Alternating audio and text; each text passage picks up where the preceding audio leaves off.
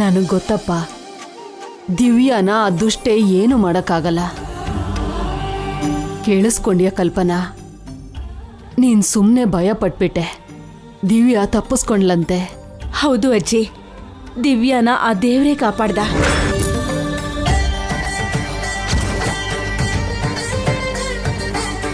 ದೇವ್ರು ಮಾತ್ರನೇ ಅಲ್ಲ ಮೇಡಮ್, ಗಂಗಾ ಮೇಡಮ್ ಅವರ ಒಳ್ಳೆತನ, ಜೈ ಸರ್ ದೊಡ್ಡತನ, ರೂಪ ಮೇಡಮ್ ಅವರ ಆಶೀರ್ವಾದ ದಿವ್ಯಮ್ಮಂಗಿದೆ. ಅಪ್ಪ ಅಮ್ಮ, ಅವ್ರ ಅಮ್ಮಮ್ಮ ರಕ್ತ, ಗುಣಗಳು, ಲಕ್ಷಣಗಳು ಹಾಗೆ ಬಂದಿದೆ ನಮ್ಮ ದಿವ್ಯಮ್ಮಂಗೆ. ಅವಳಿಗೆ ಯಾರು ಏನು ಮಾಡೋಕ್ಕಾಗಲ್ಲಮ್ಮ.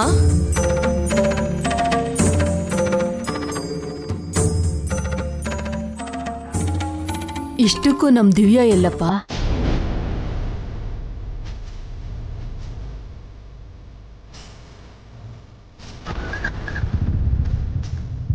ದಿವ್ಯಾ ಎಲ್ಲಿದ್ದಾಳೆ ಇನ್ಸ್ಪೆಕ್ಟರ್ ಸರ್?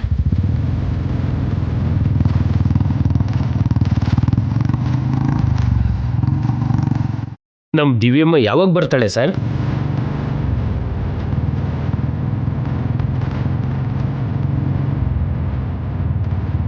ತುಂಬ ಆಸೆಯಿಂದ ಕಾಯ್ತಾ ಇರೋ ಆ ದಿವ್ಯಾ ರೂಪ ನಮ್ಮ ಮುಂದೆ ಯಾವಾಗ ಬರುತ್ತೆ ಸರ್?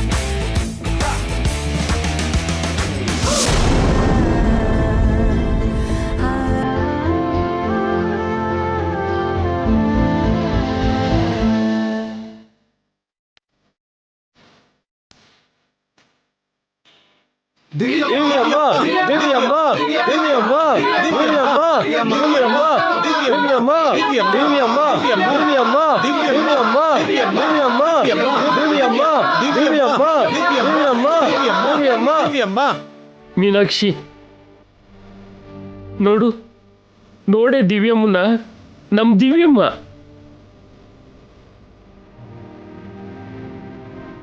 ರೂಪ ಮೇಡಮ್ ಅವರ ಮೊಮ್ಮಗಳು, ಗಂಗಾ ಮೇಡಮು ಜೈ ಸರ್ ಅವರ ಮಗಳು, ಈ ಸೂರ್ಯ ವಂಶದ ವಾರಸುದಾರಳು.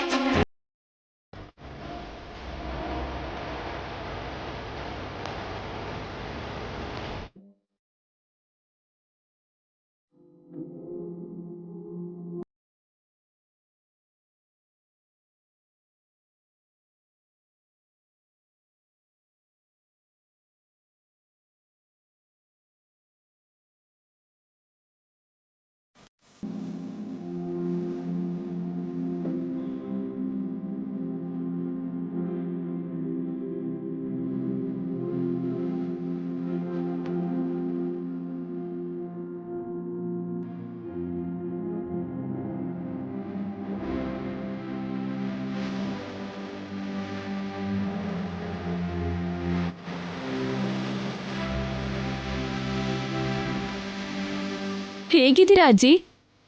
ನೋಡ್ತಾ ಇದೆಯಲ್ಲ ತಾಯಿ, ನಿನ್ನನ್ನು ನೋಡಿ ನನ್ಗಾಗ್ತಿರೋ ಆನಂದ ತಡ್ಕೊಳಕ್ಕಾಗ್ತಿಲ್ಲ ಅಮ್ಮ. ಖುಷಿ ಆಗ್ತಾ ಇದೆ. ಹೋಗ್ತಾ ಇದ್ದಿದ್ ನನ್ನ ಪ್ರಾಣ ಕೂಡ ಹೋಗ್ದೇನೆ ಬದುಕೋ ಆಸೆ ಜಾಸ್ತಿ ಆಗ್ತಿದೆ. ನನ್ನನ್ನ ಬದುಕ್ಸೋಕೆ ಸಾಕ್ಷಾತ್ ಅಲಮೇಲು ಗಂಗಾ ರೂಪದಲ್ಲೇ ಬಂದಿದ್ಯಲ್ಲ ತಾಯಿ. ನಿಮ್ಮೆಲ್ಲರಿಗೂ ಅಮ್ಮ ಅಂದ್ರೆ ಅಷ್ಟು ಇಷ್ಟ ಆಗಿರೋದಕ್ಕೆ ಅಮ್ಮ ತನ್ನ ರೂಪನ ಪ್ರಾಣನ ನನಗ್ ಕೊಟ್ಟು ಹೋಗಿದ್ದಾಳೆ.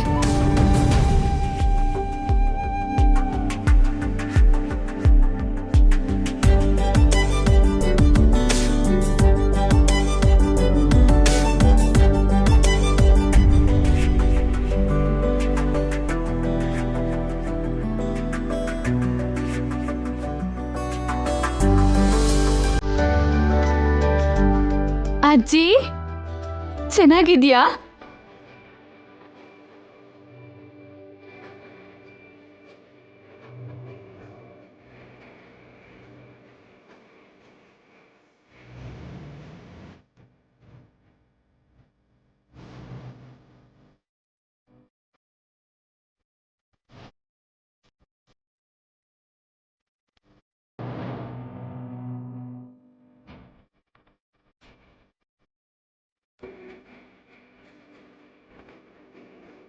ನೀನ್ ಚೆನ್ನಾಗಿದ್ರೇನೆ ನಾವು ಚೆನ್ನಾಗಿರ್ತೀವಿ ದಿವ್ಯಾ.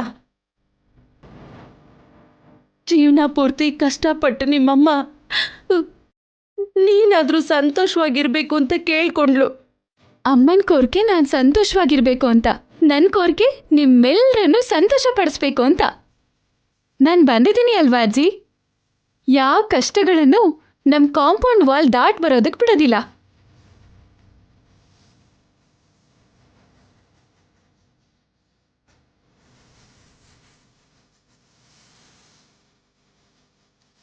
ನಿನ್ ರೂಪ ನಿಮ್ಮಮ್ಮನ ನೆನಪು ಮಾಡಿದ್ರೆ ನಿನ್ನ ಮಾತುಗಳು ನಿಮ್ಮಪ್ಪನ ನೆನಪು ಮಾಡ್ತಿವೆ.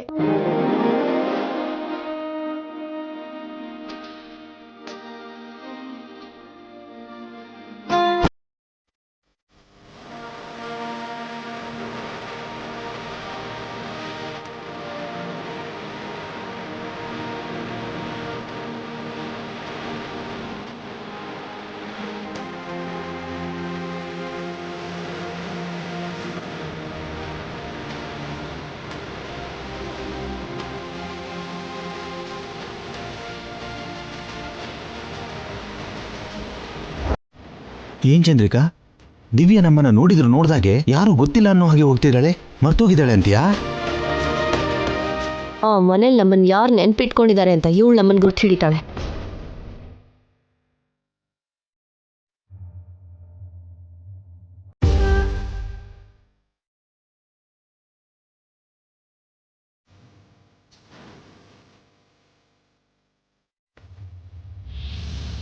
ದಿವ್ಯಮ್ಮ, ಏನಿದು?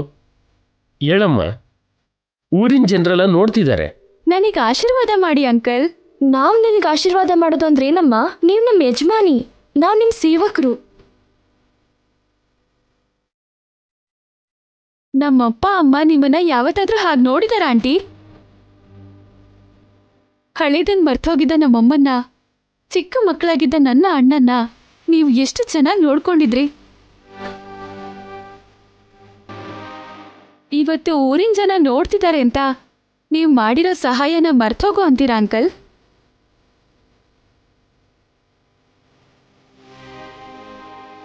ನೀವು ನಮ್ಮಮ್ಮನ ಅತ್ತಿಗೆ ಅಂತ ಕರೆದಿದ್ದೀರಾ ಆಂಟಿ. ನಿಮ್ಮನ್ನ ನಮ್ಮಮ್ಮ ಅಣ್ಣ ಅಂತ ಕರೆದಿದ್ದಾರೆ ಅಂಕಲ್. ಆಗ್ಲೇ ನೀವು ನಮ್ಮ ಬಂಧುಗಳಾಗ್ಬಿಟ್ರಿ. ಅದು ನಿಮ್ಮ ಒಳ್ಳೆತನಮ್ಮ.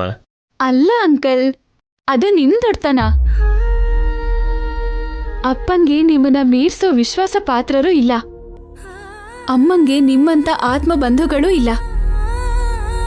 ಇವಾಗ ನನಗ್ ಕೂಡ ಹಾಗೆ ನೀವು ಜೊತೆಯಾಗಿರ್ಬೇಕು.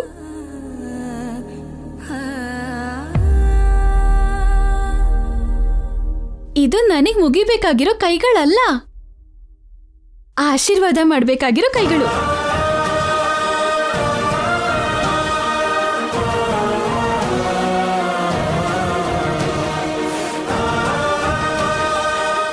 ನಿನಗೆ ಒಳ್ಳೇದಾಗ್ಲಿ ತಾಯಿ.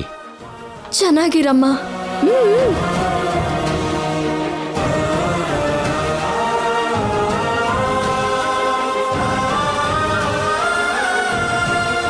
ನಾನು ನಿಮ್ಮಪ್ಪನ ಸೋದರತ್ತೆ ಚಂದ್ರಿಕಾ ದಿವ್ಯಾ. ನಾನು ಪೌಂಡ್ರು ರಾಮಕೃಷ್ಣ, ನಿಮ್ಮ ಅಪ್ಪನ ಸೋದರತೆ ಗಂಡ. ನಾನ್ ನಿನ್ಗೆ ತಾತ. ನಾನ್ ನಿನ್ಗೆ ಗ್ರ್ಯಾನಿ ಆಗ್ತೀನಿ. ಇಲ್ಲಿ ಇಷ್ಟು ಜನ ಇದ್ದಾರೆ, ಇವರಲ್ಲಿ ಯಾರೊಬ್ರು ತಾವು ಯಾರು ಅನ್ನೋದನ್ನ ಪರಿಚಯ ಮಾಡ್ಕೊಳ್ಳಿಲ್ಲ. ನಿಮಗ್ ಮಾತ್ರನೇ ಆ ಪರಿಸ್ಥಿತಿ ಬಂದಿದೆ ಅಂದ್ರೆ ನೀವು ಈ ಫ್ಯಾಮಿಲಿಗೆ ಎಷ್ಟು ದೂರನೋ ಅರ್ಥ ಆಗ್ತಿದೆ.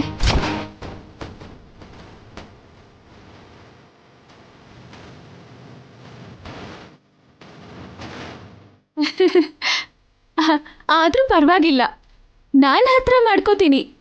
ಆಶೀರ್ವಾದ ಮಾಡಿ.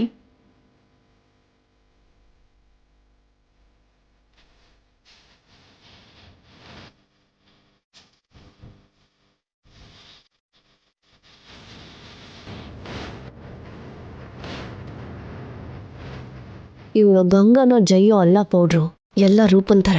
ಅಲ್ಲ ಚಂದ್ರಿಕಾ, ಇವಳು ಅಚ್ಚು ನಿತ್ಯನೇ.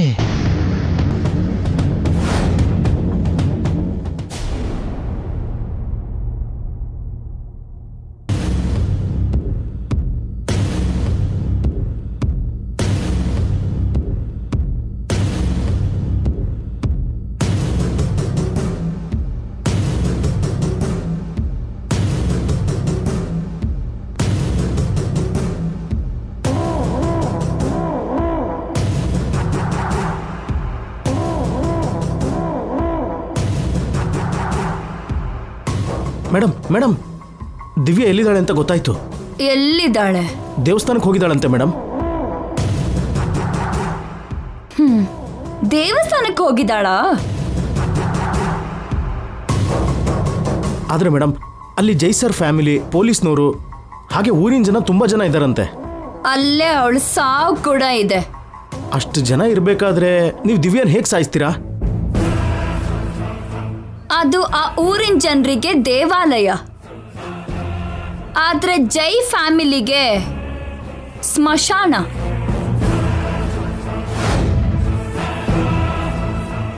ಆ ಫ್ಯಾಮಿಲಿಲಿ ತುಂಬಾ ಜನರ ಸಾವು ಆ ದೇವಸ್ಥಾನದ ಮುಂದೆನೆ ಆಗಿದೆ.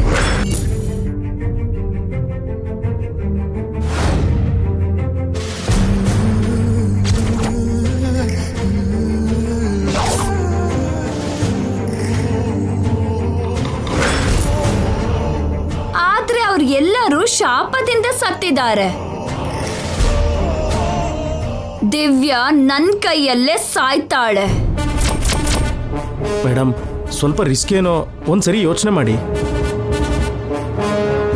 ಭಯ ಪಟ್ಟಿದ್ರೆ ಹೊರಗಡೆ ಬರ್ತಾನೆ ಇರ್ಲಿಲ್ಲ. ಭಯ ಪಡ್ಸೋದಿಕ್ಕೆ ಬಂದಿದ್ದೀನಿ. ಇಷ್ಟು ದಿನ ನಾನು ಒಳಗಡೆ ಇದ್ದೆ ಅಂತ ಎಲ್ಲರೂ ಹಾಯಾಗಿದ್ರು. ನನ್ನ ಈ ರೂಪದಲ್ಲಿ ಅವರು ಮೃತ್ಯುನ ನೋಡ್ಬೇಕು.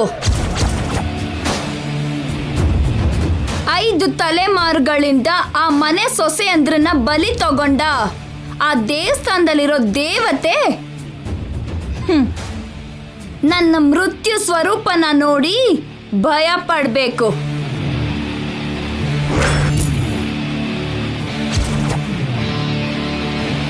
ಇಷ್ಟು ದಿನ ಆ ಮನೆ ಸೊಸೆಯಂದ್ರ ಸಾವನ್ನ ನೋಡಿರೋ ಆ ಕುಟುಂಬ ಪೂರ್ತಿ ಮೊಟ್ಟ ಮೊದಲನೇ ಸಾರಿ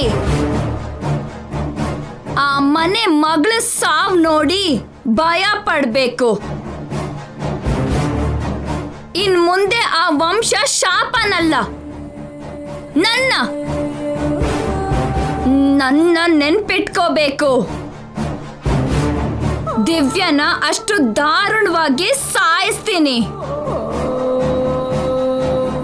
ನಮ್ಮವ್ರಿಗೆ ಬರೋದಕ್ಕೆ ಹೇಳಿ, ಹೊರಡೋಣ. Okay madam. ಲೈ, ಎಲ್ಲರೂ ದೇವಸ್ಥಾನಕ್ಕೆ ಡೈರೆಕ್ಟ್ ಆಗಿ ಬಂದ್ಬಿಡಿ.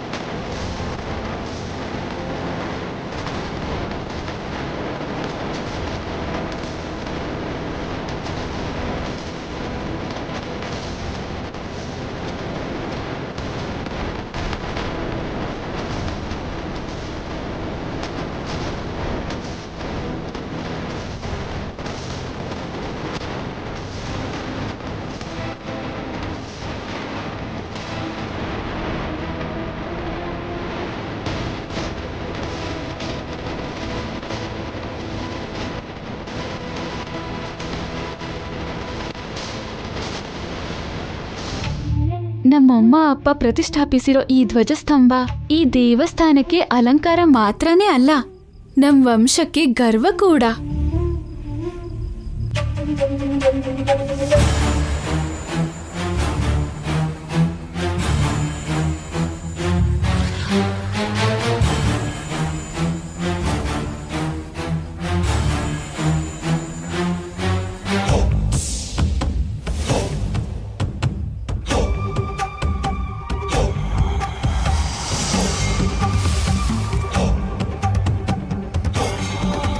ನಮಸ್ಕಾರ ಚೆಲುವಯ್ಯ ತಾತಯ್ಯ.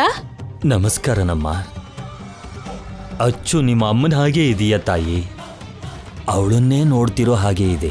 ತಲೆಮಾರುಗಳ ಶಾಪಕ್ಕೆ ಸಾಕ್ಷಿ ನೀವು. ಆ ಶಾಪಕ್ಕೆ ಧೈರ್ಯದಿಂದ ಎದುರು ಹೋಗಿರೋ ಸಾಹಸ ನಮ್ಮಮ್ಮಂದು.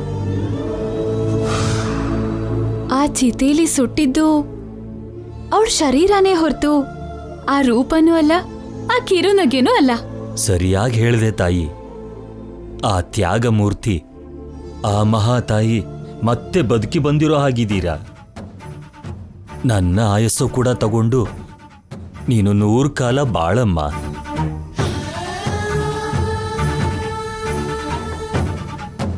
ಈ ಮುತ್ಕನ್ ಮಾತಕ್ ಬೆಂಕಿ ಹಾಕ. ಅವ್ನು ಇನ್ನೂ 50 ವರ್ಷ ಬದುಕ್ತಾನೆ ಅನ್ನೋ ಹಾಗೆ ಇನ್ನೂ 100 ಕಾಲ ಬಾಳಮ್ಮ ಅಂತಿದ್ದಾನಲ್ಲ. ಸೊಸೆಯಂದ್ರು ಸಾಯಿಲಿ ಅಂತ ಶಾಪ ಕೊಟ್ಟ ಬಾಯಲ್ಲಿ ಮನೆ ಮಗಳನ್ನ ಬದುಕು ಅಂತಿದ್ದಾನೆ. ಬಿಟ್ಬಿಡು ಚಂದ್ರಿಕಾ, ನೀನು ಮನೆ ಮಗಳೇ ಅಲ್ವಾ? ಬಾರಮ್ಮ, ಸ್ವಾಮೀಜಿ ಬಂದಿದ್ದಾರೆ. ಅವರ ಆಶೀರ್ವಾದ ಕೂಡ ತಗೋಬೋದಂತೆ.